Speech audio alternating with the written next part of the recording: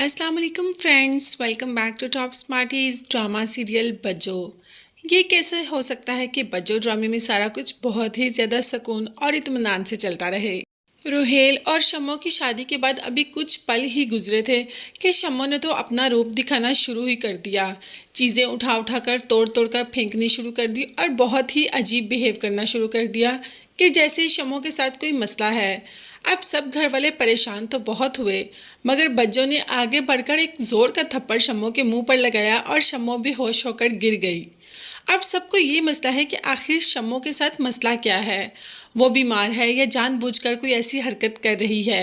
क्या मुन्नी खाला ने उन्हें अपनी बीमार बेटी दे दी और वो भी बताए बगैर।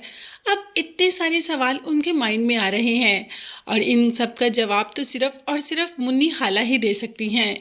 माँ ने भी कह दिया कि मुन्नी हमारे साथ ऐसा कैसे कर सकती है। तो फाइनली रुकैया खाला को बुला ही लिया गया और रुकैया खाला ने कह दिया कि मैं इतना तो नहीं जानती, हाँ मुझे इतना पता है कि हल्की फुल्की तबीयत उसकी ख़राब ज़रूर रहती है। तो बस इतनी बात करनी थी कि मुन्नी खाला को भी बुलाने का हुक्म दे ही दिया गया। रोहेल तो इस वजह से परेशान है कि इतनी बड़ी बात मुन्नी खाला ने उनसे छुपाई और शम्मो ने भी तो आज तक रोहेल से कुछ नहीं बताया। हालांकि शम्मो तो अपनी हर छोटी बड़ी बात रोहेल से शेयर करती थी। अब इस बात का फ़ायदा तो बज्जो ने ही उठा लिया और कह दिया कि बड़ी पींगें चढ़ाई थी तुमने मोहब्बत की। पार्क में जाकर A to Z तो उसने तुम्हें बता दिया, ये नहीं बताया कि वो इतनी बीमार भी है। तो यहाँ पर तो बुशरा ने भी कह दिया कि वाकई शम्मो के साथ कोई ना कोई मसला तो है जो मुन्नी खाला हमें बता नहीं रही।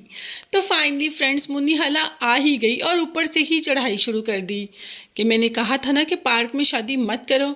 आपने पार्क में शादी की है तो कुछ ना कुछ मेरी बेटी के साथ गलत हो गया। अब बेटी के साथ गलत हुआ है या मुन्नी खाला गलत कर रही हैं, इसका पता तो बज्जो लगा ही लेगी।